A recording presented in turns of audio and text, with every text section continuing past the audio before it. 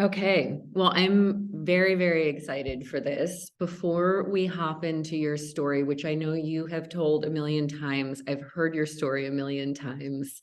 Um, but I feel like it's the most important Hmm. place to start, for giving someone hope today who's going to hear Yeah, the first time. But also, you know, you're a pioneer, and it's an important part of your story.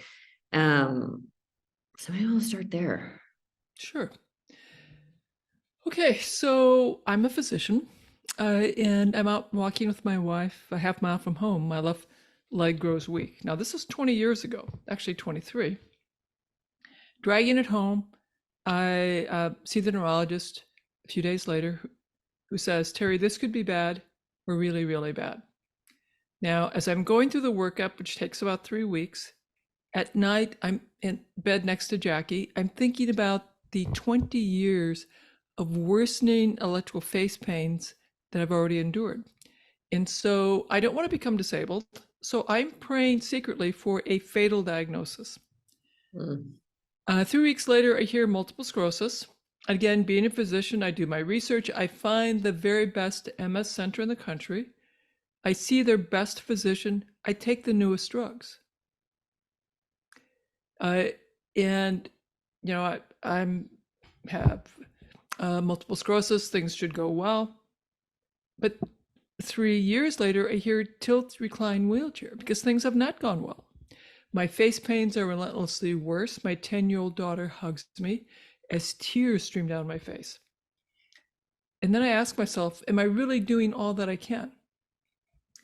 I start reading every day articles in PubMed about the animal models of multiple sclerosis, Parkinson's, Huntington's disease, Alzheimer's, ALS. I decide that mitochondrial dysfunction is what drives disability. I create a supplement cocktail for my mitochondria. It slows my decline, and I'm really grateful. Then I discover a study using electrical stimulation of muscles in people who are paralyzed. I ask my physical therapist, can I try that? He calls it e-stim. He says it's for athletes. That yes, he can do that. He can build bigger muscles, but he's not sure my brain will be able to talk to those bigger muscles. He might be making things worse. But he does agree to give me a test session, and it hurts bad. I mean, really bad. But when it's over, I feel great. My physical therapist says it's the endorphins, and we add e-stim to my treatment. I discover at that same time the Institute for Functional Medicine. They have a course on neuroprotection. I take that, and I have a longer list of supplements.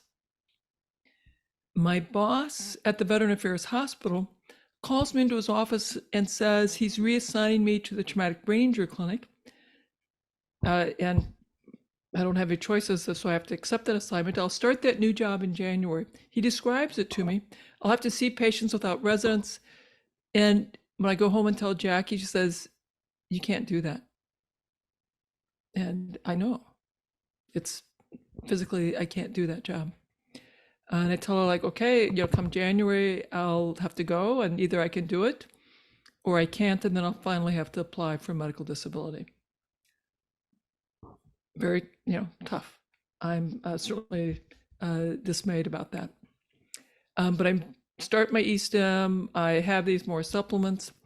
And then I have this aha, and actually now I'm sort of embarrassed, Amanda, by how long it took me to have this aha. Like, what if I redesigned my paleo diet that I've already been following for 5 years? And I started the year before I hit the wheelchair, based on this list of supplements. I do some more research with the Linus Pauling Institute for Micronutrients, where these nutrients are in the food supply. And so now I have a very structured paleo diet that I'm going to start. I'm going to start it December 26th. What year was In this? 2007. And so your audience knows where I'm at. I'm beginning to have brain fog. I cannot sit up in a regular chair like I am now. I'm in a zero gravity chair with my knees higher than my nose. I have one at work where I staff residents, one at home where I eat my meals. It's been years since I could sit at a regular chair to have my meals. And I'm coming to terms with I'm going to be burdened by my illness, probably demented by my illness. And the trajectory of my face pain is such that I know that will ultimately turn permanently on. And when it's on, a breeze triggers the pain, light sound triggers the pain, chewing triggers the pain, swallowing triggers the pain, talking triggers the pain. And so when it's on, and I'll show you what talking would be like. So I could initiate a sound, but it triggers this horrific level of electrical pain. So you're essentially can't talk once the pain turns on. So I had rewritten my medical power of attorney and my living will such that if I ever got to the point where I could not talk, could not swallow, there'd be no IV fluids. And actually I took a lot of comfort in that, like, okay, it would eventually end. You know, I'd die of dehydration in about 10 days. So I had a very, very grim future. I know that secondary progressive MS goes only downhill. Functions once lost, never come back. And in January, I'm going to start this new job that I can't do. So I start this new way of eating December 26th. January comes, the first 2 weeks I go to clinic and I just watch my partners. Like, okay, I should be able to watch. The third week of January, now the fourth week of doing this very structured paleo diet, I have to start seeing patients. So Monday, I see my patients stand up, do the exam, sit down, enter the notes. Next patient comes, I stand up, do the exam, sit down, enter my notes. I come home and I tell Jackie, you know, that wasn't too bad. And then, you know, I go back to clinic again the next day. And then on Friday at the end of the week, I tell Jack, maybe I can do this. And then the next week comes and I tell Jackie, can we have a regular chair for me? I want to sit up in a regular chair for supper. And I sit up in a regular chair for supper. And I haven't done that in years. And then when I see my physical therapist, and by the way, I'm doing just 10 minutes of exercise in East Tim because if I do anything longer than that, I'm so exhausted I can't function. My physical therapist says, you know, Terry, you're getting stronger. I'm going to advance your exercises. Why don't you try doing 10 minutes twice a day? If that goes well, then 15 twice a day. And we started advancing my exercises, my East Tim. And by the end of February, I'm walking with my walking sticks in the hallway, and then with one walking stick, and then with no walking sticks. And then on Mother's Day in 2008, so 8 months of East Tim, 6 months of this fancy way of eating, I want to try riding my bike, which I haven't done in 6 years. We have an emergency family meeting. Jackie tells my 16-year-old son, who's 6'5", big tall guy, Zach, you run alongside on the left. She tells my 13-year-old daughter, who's 5'6", you know, also, you know, substantial, you run alongside on the right, she'll follow. We all get in a position. He says, okay. I push off. And I bike around the block. That big 16-year-old boy, he's crying. The 13-year-old girl, she's crying. Jackie's crying. And as you can tell, I still cry talking about that moment because it was at that moment that how I understood disease and health was fundamentally changed. And it changed how I thought about life, because the current understanding of secondary progressive MS was incomplete. Who knows how much recovery might be possible? After that, every day I biked a little bit more.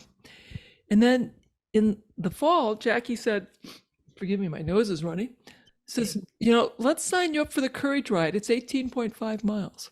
However far you can go will be great. Now, mind you, the furthest I'd biked at that point was 8 miles. So he signed me up.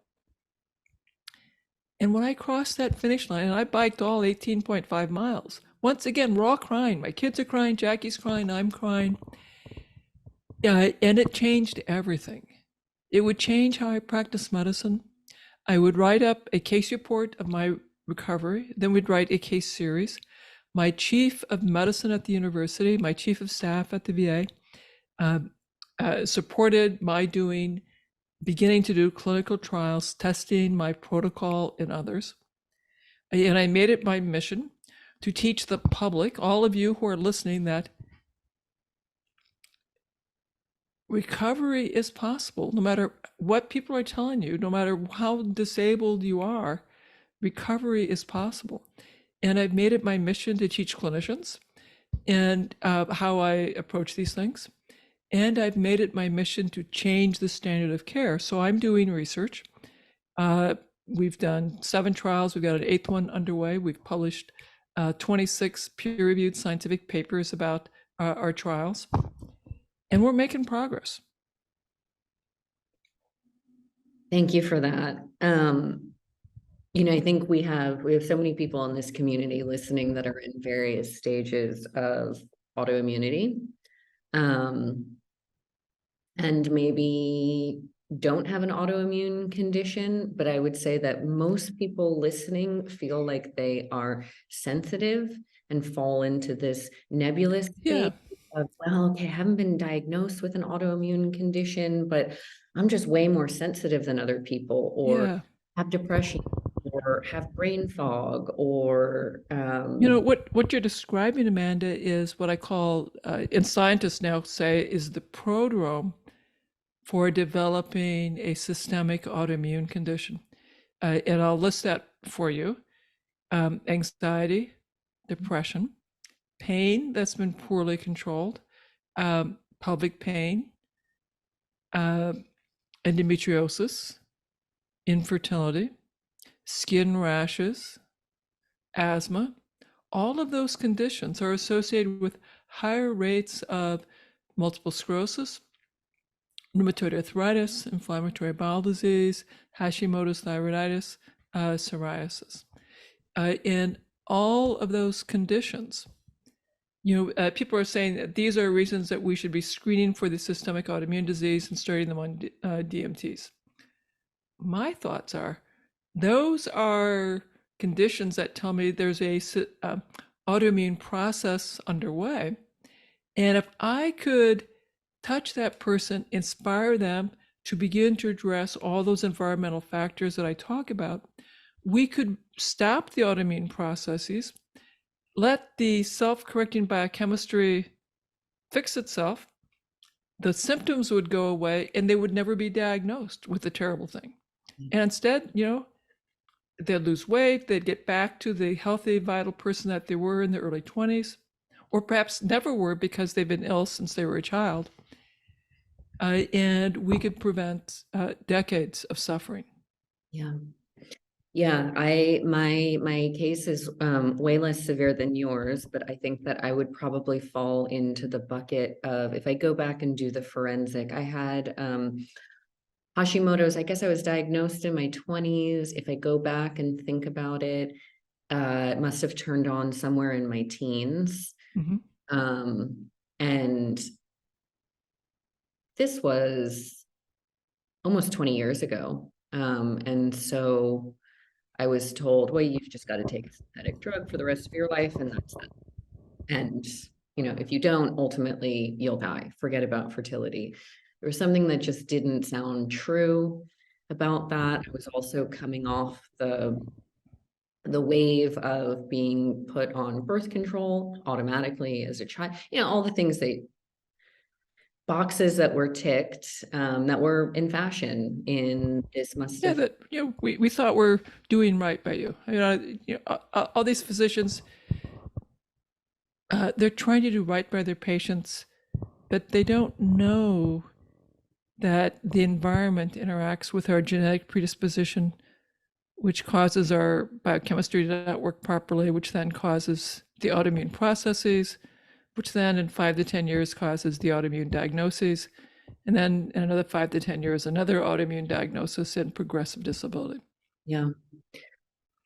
So for most people that I would say if you grew up in the 80s and 90s, you were put on a ton of antibiotics. If you were female, you were put on birth control. You were most likely put on uppers and downers as kids too, with, just essentially speed for ADHD, Yeah.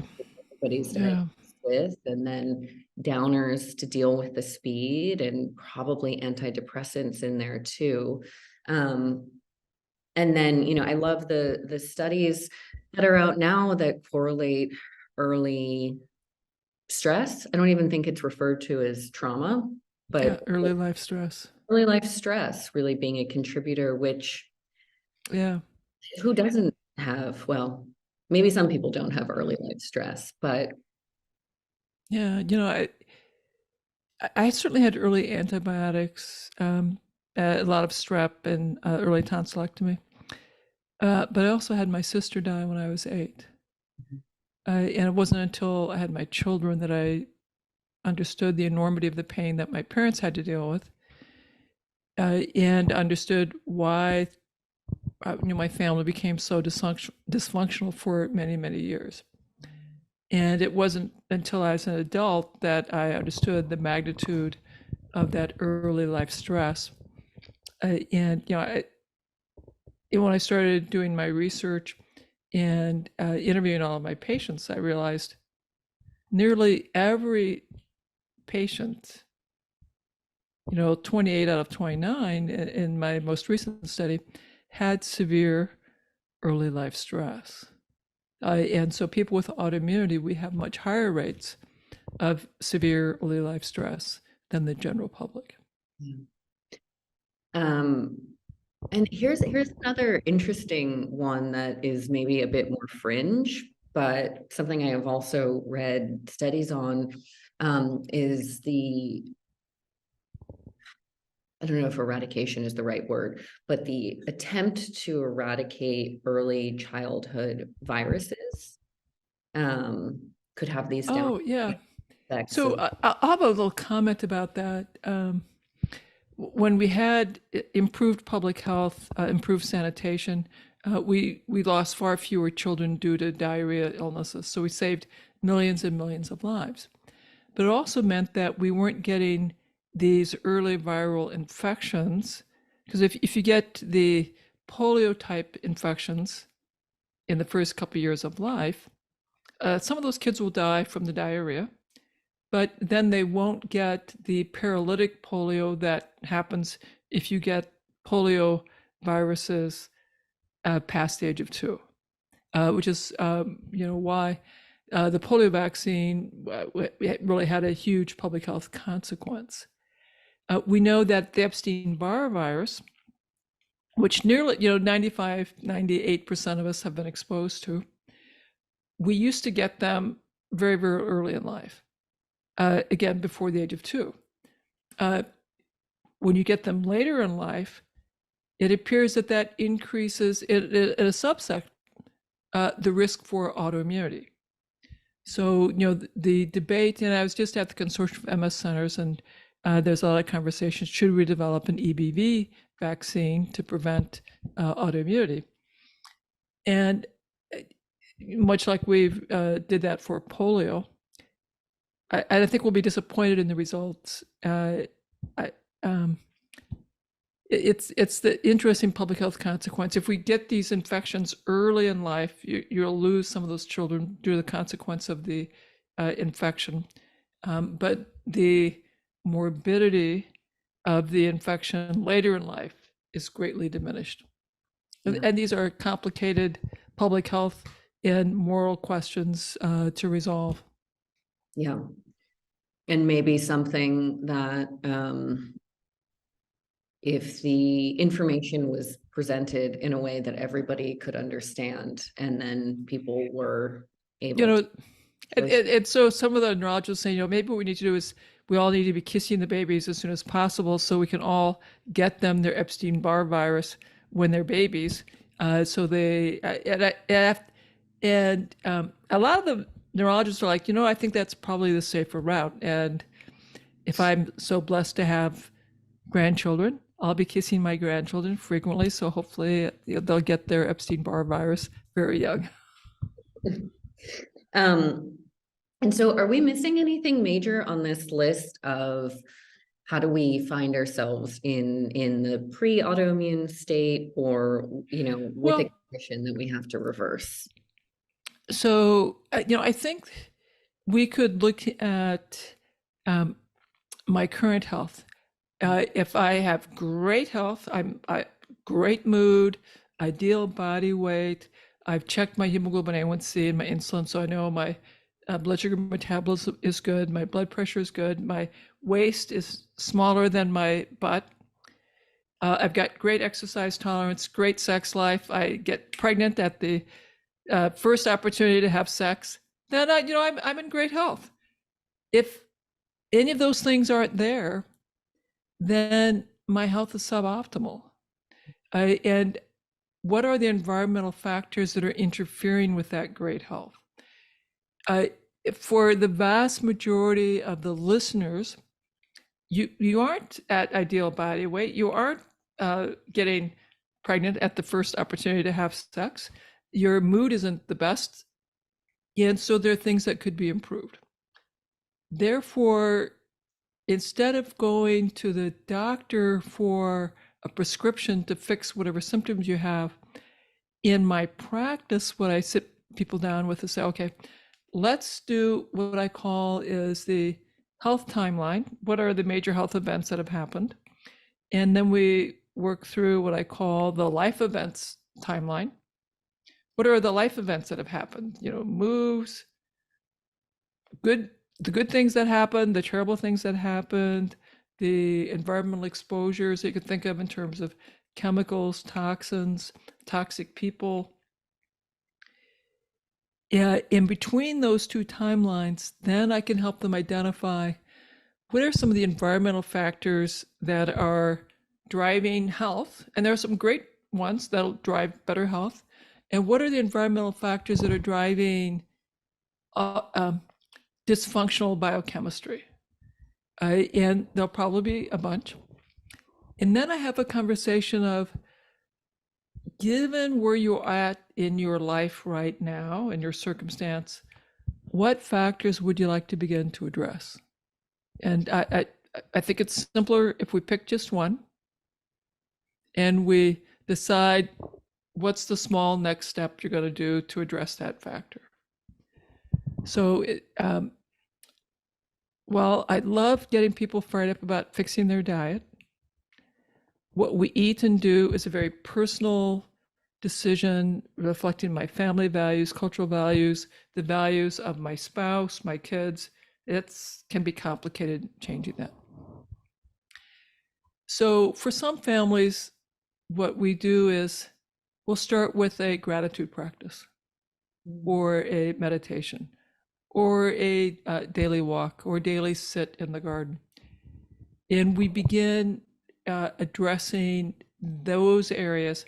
And as those areas are in better alignment, then I often find that patients come back and say, you know what, we have been sort of improving our diet along the way, and we think we're ready to take the next step. So let's talk about a plan for improving the diet.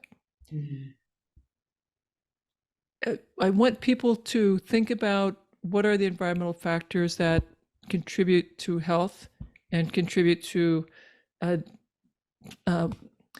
biochemical chaos, and what are the factors that they feel okay about tackling, because they're the one who's going to have to do the work. Yeah, I had an interesting experience with doing all the things. So when I began to really break down and, working with acupuncturists and kinesiologists and osteopaths and getting all this other information around autoimmunity. And granted, this was 16 years ago. So not the same information that's out there readily available now. But stress seemed to be at the heart of it. So there was diet and there was lifestyle and there was stress and there were some obvious things to remove, like caffeine and alcohol, sugar. So I did all those things, had some really big wins in the beginning. And then as years went on and I stacked more professional stress and life circumstances on that, I began to crumble and had my first child and had opened a business, was a single mother with a baby, was, breastfeeding around the clock and co-sleeping and not getting the right nutrients, doing my best with like green juice and seaweed and nuts and minerals, but probably not enough of it. And I look back on that time now and think about all the things I would have stacked into my diet, and my teeth are showing that now 12 years later. Yeah. But that's when things really started to go down, dip down again, and adaptogens were helpful. And then it's like, the infrared and the acupuncture every week and like EMDR and stacking all of these things. And it became this like really expensive, complex lifestyle. And I still felt like I was just like living on the edge of relapsing every day. I did not feel strong. And the two things that I implemented, and I've not come back from that, and it's been 7 years now. The first thing was I met my partner, and that was the first adult. I'd say that's the first adult I felt really safe with. And Oh, what that's that did, profound. yeah, I mean, I had my son and he was a child. And so that felt like a really safe relationship, but I was you're the caregiver. Um, it was the first safe relationship I'd experienced in my Wow. entire life. And what that did for my health was I could stop the cryo, stop the like all of these expensive, complicated wellness practices. I could really let go of. Um, and then he came with the mandate of we have to sleep 8 hours a night. It's very important to me. And that's what we have to do. And so the combination of a safe relationship and sleeping 8 hours a night, I'm no longer living on the edge and have dropped so many wellness practices. Yeah. Sleep is very profound.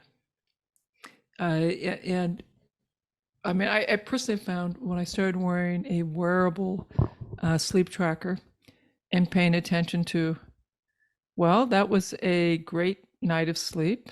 And what were the environment? What did I do that was associated with more great night's sleeps?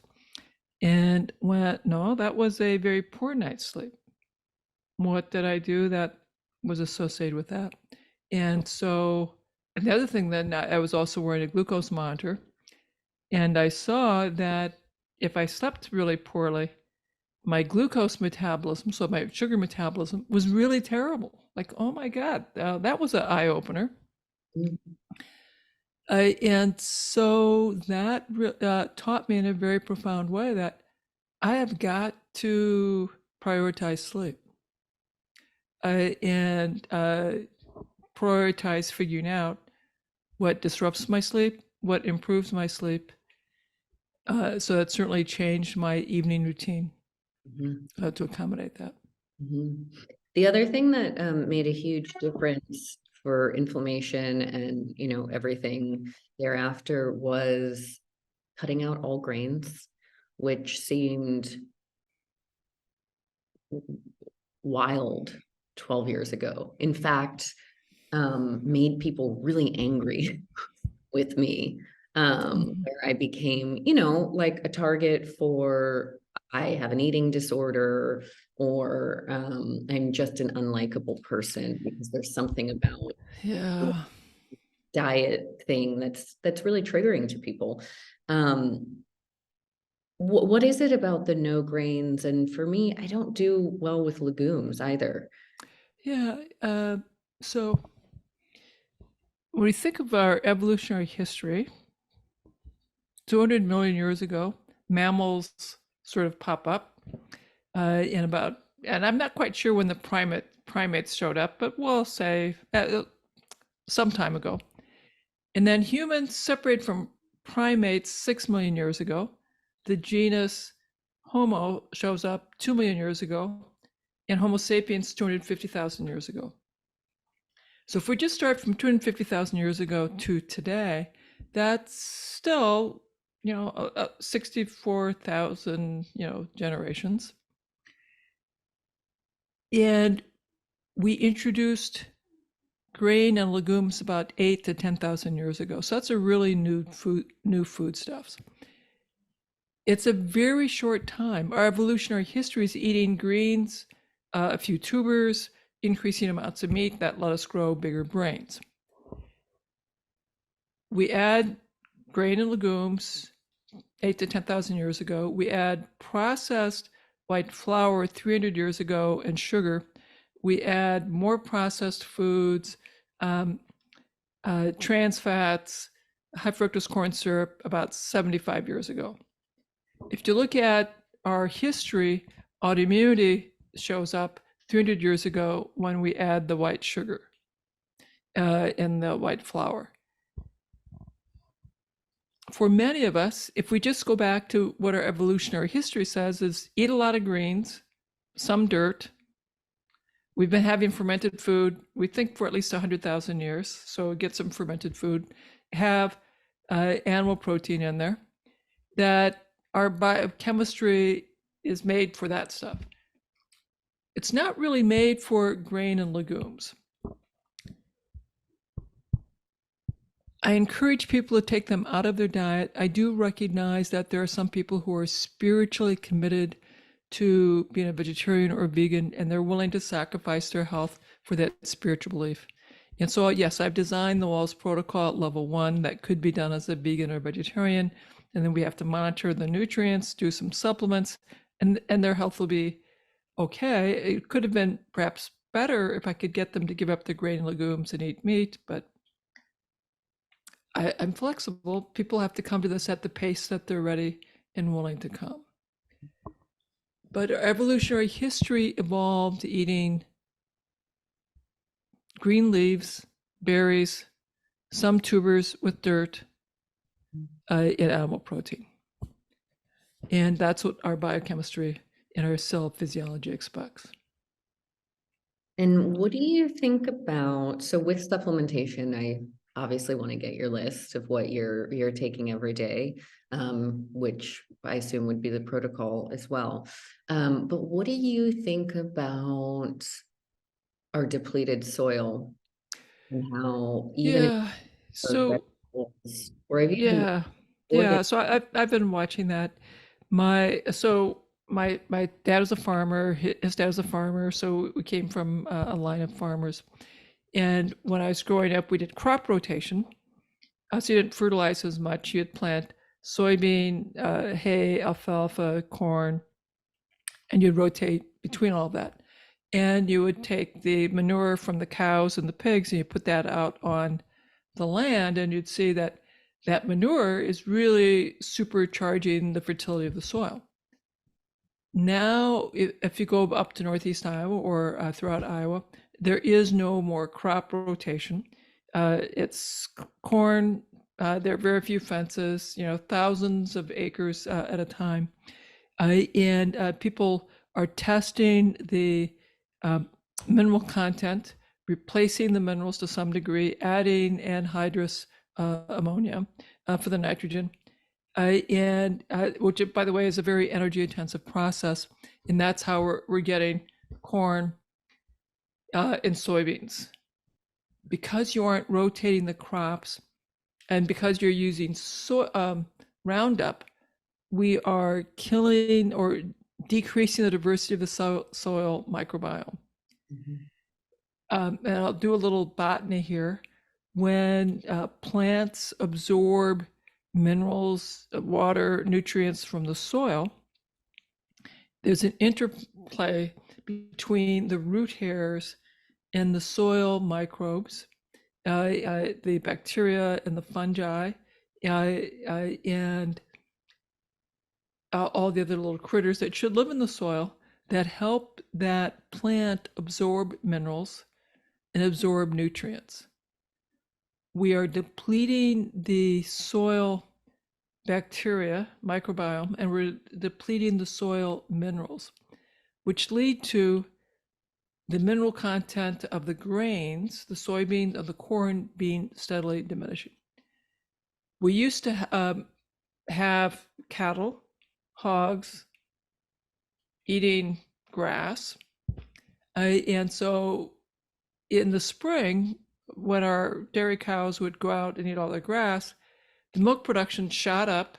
The richness of the butter fat of the milk shot up, and the milk tasted differently. The milk was very different in the spring than it was in the fall and the winter. And the nutritional quality of the milk in the spring on that fresh grass was very different, much higher in vitamin K2, for example. And the meat from animals eating grass has a different level of mineral content and fat content. The FDA does a vitamin and mineral analysis of vegetables and of the meat. They've been doing that since World War II, and I've seen that data. And it has sharply declined over that 75 years. And I think that's a reflection of the move away from crop rotation to intensive farming using anhydrous ammonia. It'll be a problem. You know, it certainly contributes to the declining health overall. Yeah. So eat the vegetables, do the best that you can, but would you also recommend supplementing? Well, I want to hear. Yeah. So, so there are a bunch of things that I think we need to do. You'd like to know what your vitamin D level is and get your vitamin D to the top half of the reference range. Supplements plus vitamin D plus vitamin K can be very helpful, but you also want to get outside and get light. We know that when the ultraviolet light hits my skin will make vitamin D. Independent of the vitamin D level, the ultraviolet light hitting my skin does something to my immune cells and makes my immune cells work much more effectively. It also helps my brain set the circadian rhythm, which manages the timing of all of my biochemical processes and hormones, which you want to have match the day-night cycle. So very important, get yourself outside and walk around every day. And you want to decrease the blue light from commercial lights, your phones, laptops, iPads. So I use an app that shifts it to a warm frequency in the evening. And I use a red light at night, or I'm very careful of darkness. So you want to have light correct. I also like to know my homocysteine, which is a measure of how effectively my B metabolism, vitamin B metabolism is working. If my homocysteine is elevated, mine was quite elevated, then I needed to have supplemental B vitamins. I needed to have the more activated forms of B vitamins so that I could get my homocysteine back in a normal, more appropriate range. The methylated B vitamins? Yeah, so methylated B vitamins, methylated folate, activated riboflavin, activated thiamine. And by activated, it means that the first step in activating the B vitamin has already happened, so that if I have a genetic variant, we've already taken care of that step. And if your homocysteine is quite high, either you have a problem with how you activate your B vitamins, or you're just not eating enough of the B vitamins. So green leafy vegetables and liver are the way to address that. Minerals, most of us are short on our minerals, so sea salt can be helpful, seaweed can be helpful. Mineral soaks, as in an Epsom salts bath, Dead Sea mineral soaks can be super helpful. And then a variety of omega-3 fatty acid supplements. The research studies, again, it'll depend on your autoimmune disease, But the studies would show a variation between 1 to 4 grams a day of a fish oil could be super helpful. The You like um, krill? pardon? You like krill No, oil? I think krill can be an option. Fish oil can be an option. Cod liver oil can be an option.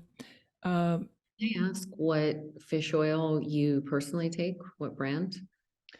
well, I created a Wahls Protocol brand, so that is what I take because it's a little more purified, and I like that a lot. I'll take 2 to 3 grams a day. Okay, so we'll go check that out. Thank you. Yeah, you know, and then again, depending on on the circumstances, I may add things like N-acetylcysteine, which is a nice source of sulfur, and sulfur can be really important for brain neurotransmitters. I like that a lot.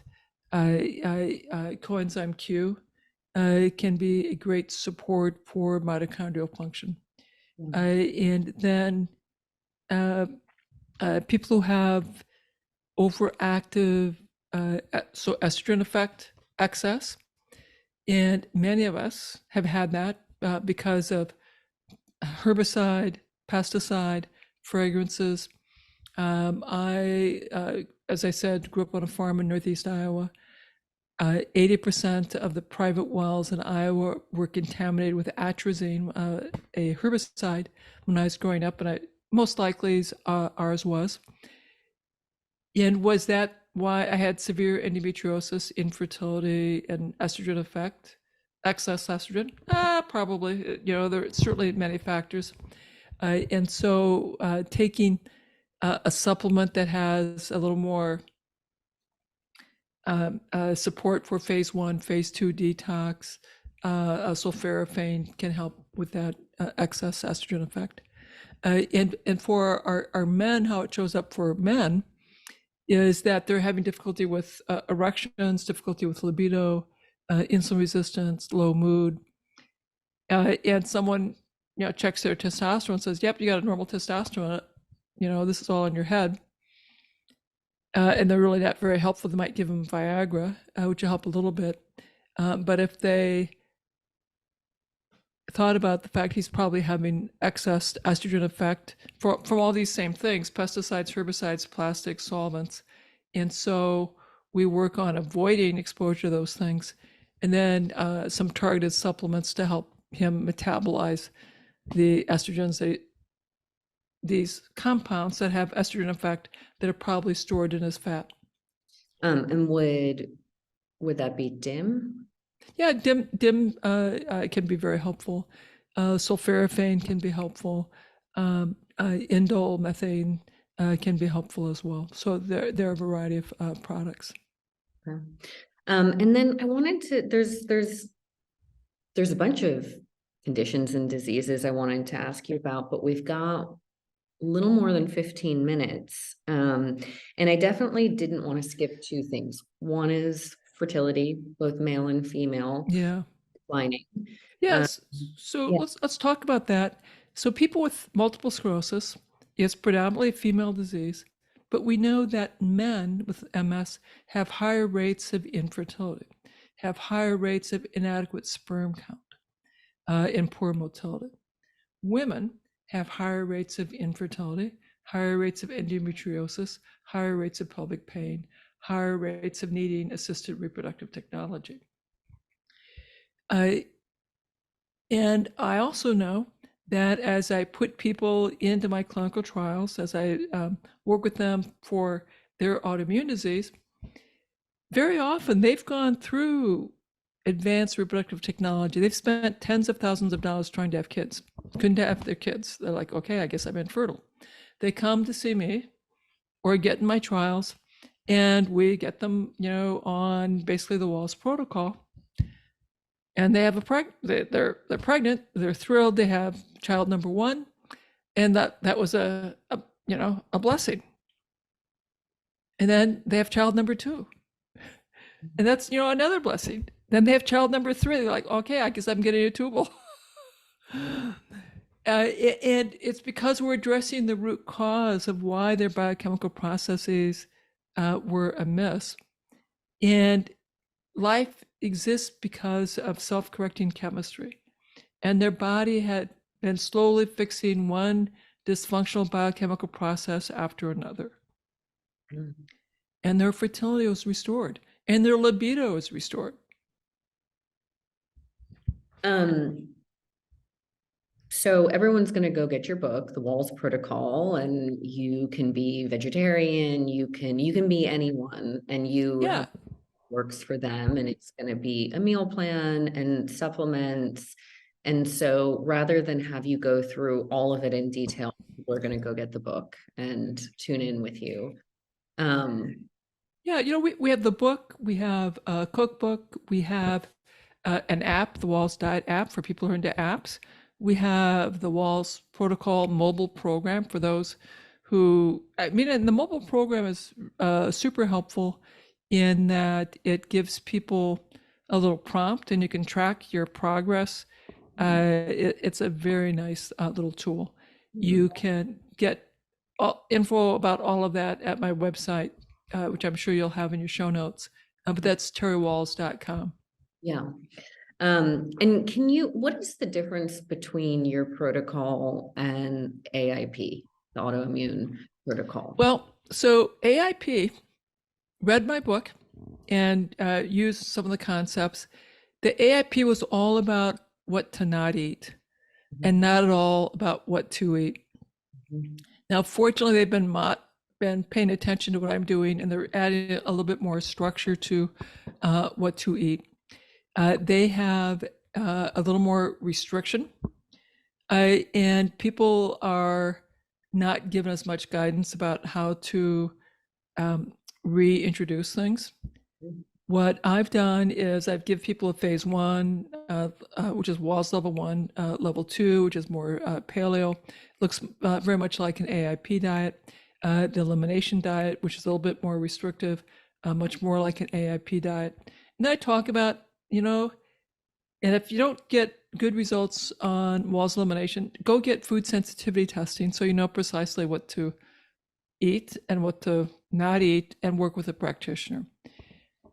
And so in my clinical practice at the VA, which I use these principles for basically 10 years, taking care of vets who are often disabled, often living on food stamps. I couldn't do any food sensitivity testing. All I could do is talk to them. I could get a blood glucose and insulin, lipids, B12, folate, and a homocysteine level. That was it. That was the extent of my testing. And so we used the Wahls paleo diet, or for the vegetarian, Wahls level 1. And then if they didn't respond well to that, I put them on the elimination diet. And let me tell you, we had stunning success. People, my vets, they were living in rural Iowa, shopping at the small town grocery store in rural Iowa, rural Illinois, rural Missouri, using canned vegetables, frozen vegetables, venison, fish, like dear God, sort of worried about water quality in Iowa, but they were eating the fish. Mm-hmm. And their blood pressure improved, the blood sugar improved. I was having to keep a close eye on folks, reduce their blood pressure pills, reduce their blood sugar pills. We could simplify their drug regimen. They're on 20 meds, commonly on 20 meds, sometimes even 30. And we're simplifying their meds, getting them off their meds. I was meeting with the chief of staff, so the chief physician, the chief nurse, the chief of the hospital every 3 months, showing our patients the mean hemoglobin A1C, their mean medication list, their weight. Next thing I know, VA central office is coming out to see me like, oh dear God, am I in trouble now? And they wanted to see our success. And so the whole health clinic incorporated many of the concepts I was using, because what had happened, Amanda, was, I had such success in the traumatic brain injury clinic and primary care. I was taken out of primary care. We created the Therapeutic Lifestyle Clinic. And we had a few people at first. We had success. Then we had more people. I kept having to reimagine how I was running my clinic because I didn't want people to have to wait too long. So we went from small group to larger group to classes. And then I decided to retire from the VA so I could teach the public. So now I'm teaching the public, hundreds, 300-400 people at a time how to do this. And then next month, we're going to do the MS Summit, where I'm interviewing 50 clinicians, scientists, and entrepreneurs about the things they can do to better control their symptoms, improve their quality of life. And my goal is to have 200,000 people register and attend that event. So we'll see. That's a pretty big goal. But, if all I have is 50,000, that'll be great. But, you got to have some big goals, big aspirations. So I told my team, let's shoot for 200,000. Well, I've been following your work, not since 2007, but for a long time. And it's been really helpful with autoimmune. And so anybody that's on Autoimmune Protocol, thank you. You can go to the source and definitely check out your work. And I feel like I see you everywhere now. I feel like, my mom is on your diet. She's got Parkinson's. So Oh, that's very helpful. yeah, and to hear her doctors talking about you. And so I feel like people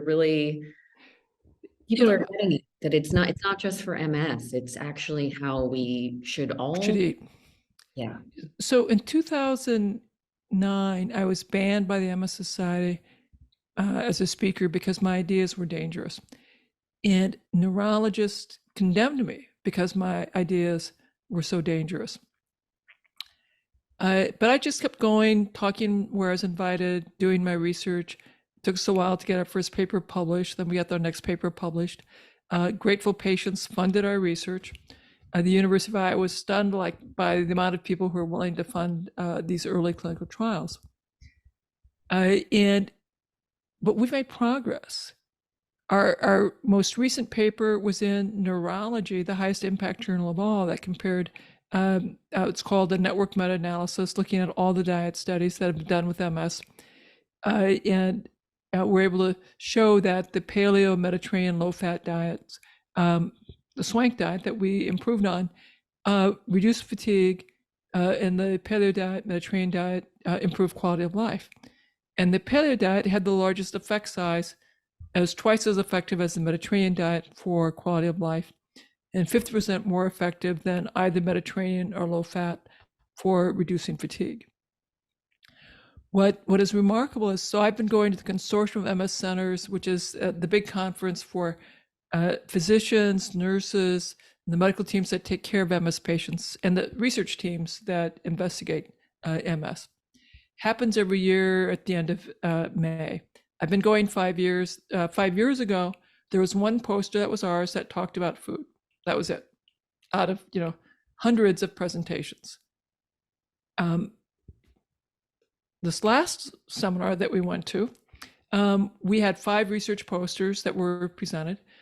We had 3 oral presentations from our lab, and there were 3 tracks that talked about nutrition.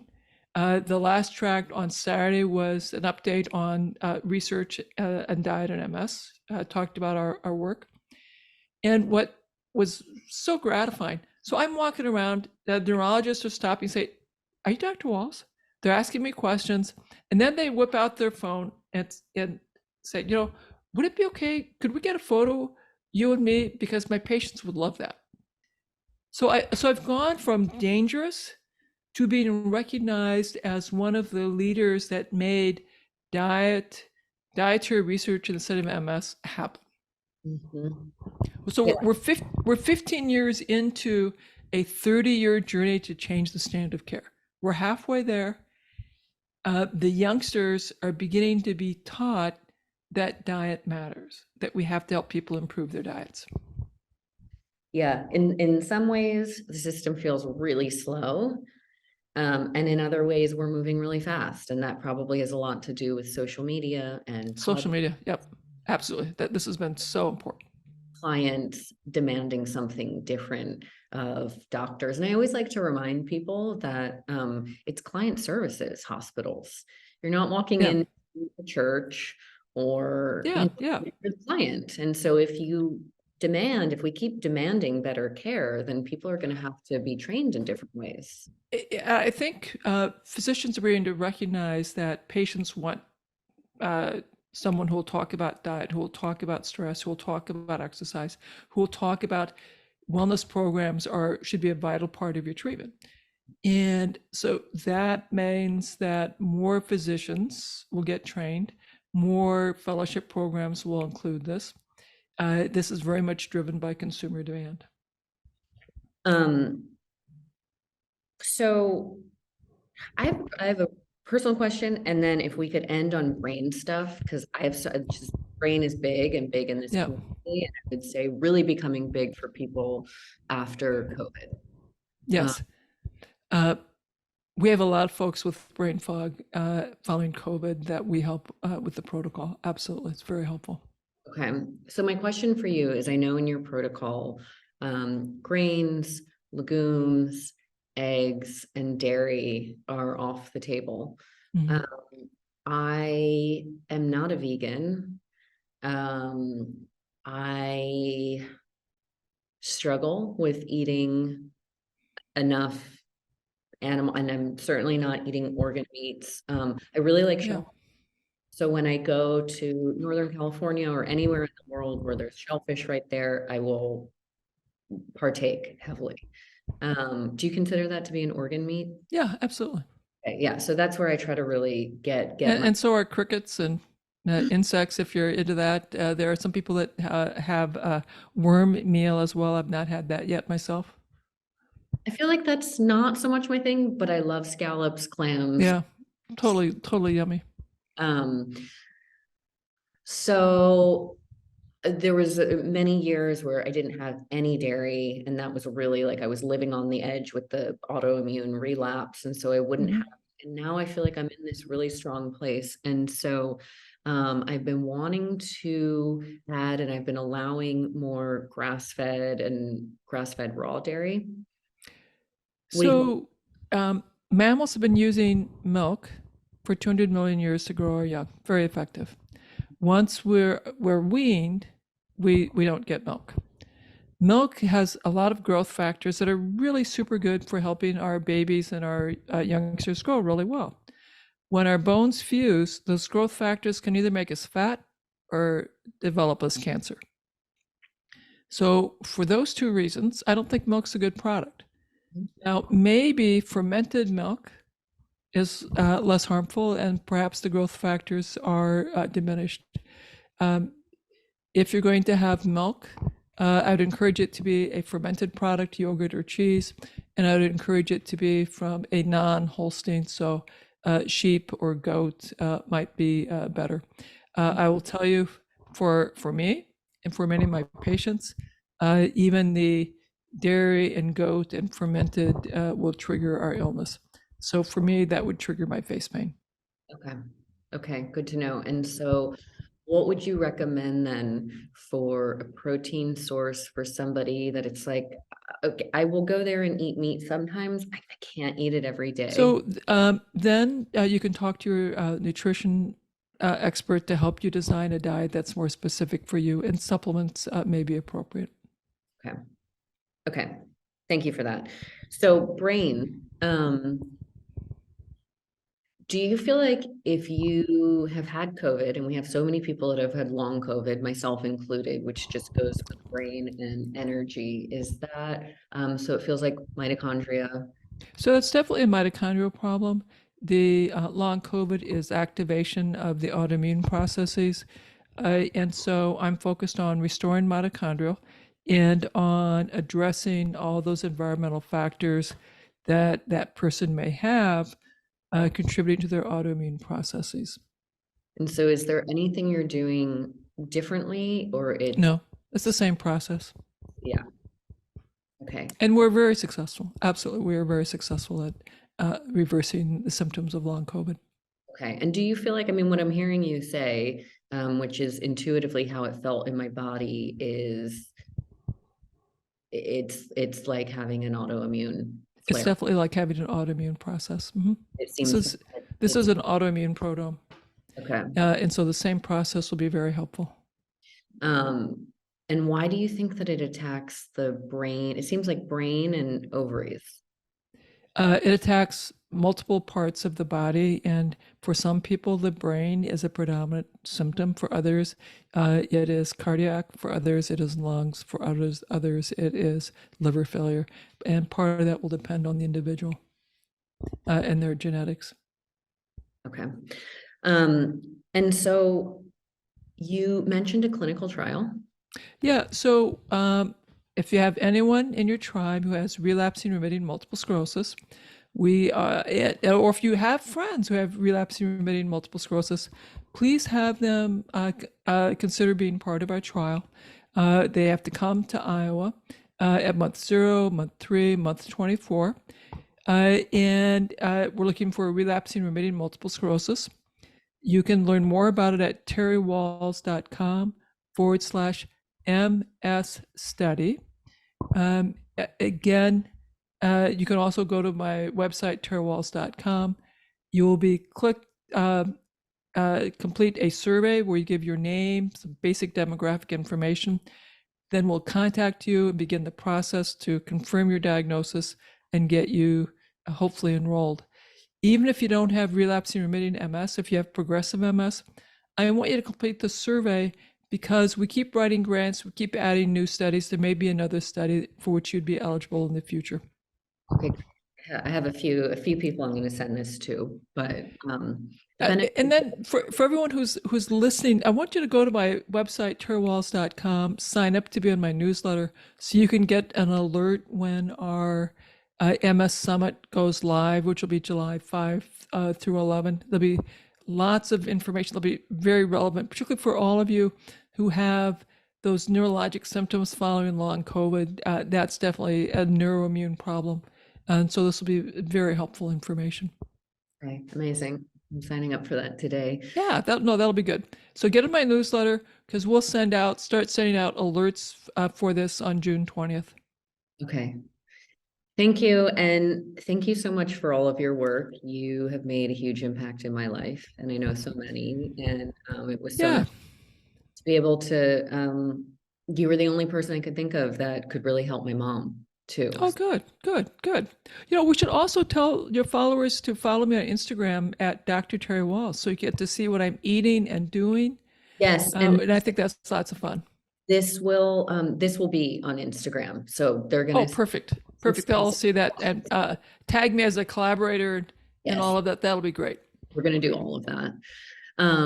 Thank you so much. Thank you. You're very welcome.